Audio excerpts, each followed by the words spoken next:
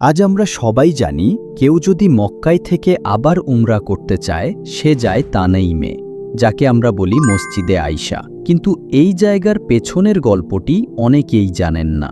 হজের এক সফরে হজরত আয়েশা রাদিয়াল্লাহু আনহা অসুস্থ হয়ে পড়লেন। অসুস্থতার কারণে তিনি অন্যদের সঙ্গে উমরা সম্পন্ন করতে পারলেন না। তার হৃদয়ে কষ্ট জমেছিল। সবাই উমরা করছে, কিন্তু তিনি করতে পারছেন না। রাসূলুল্লাহ সাল্লাল্লাহু আলাইহি ওয়াসাল্লাম তার মনের অবস্থা বুঝতে পারলেন।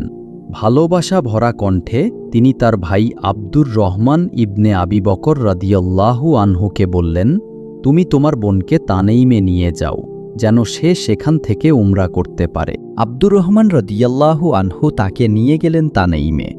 সেখানে আয়েশা রাদিয়াল্লাহু আনহা নতুন করে ইহরাম বাঁধলেন, নিয়ত করলেন উমরাহর। এরপর তিনি ফিরে এসে উমরা সম্পন্ন করলেন। এই ঘটনাটি ইতিহাসে স্থায়ী হয়ে যায়।